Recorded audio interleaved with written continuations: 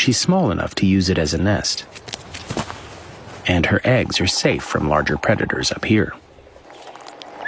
But as soon as they hatch, her 8 little ducklings must make it to the pond to feed. It's a difficult journey.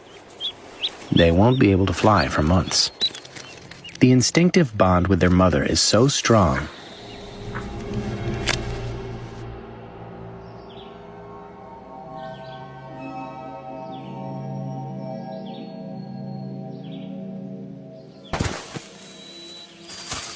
Ducklings are born with soft, flexible bones.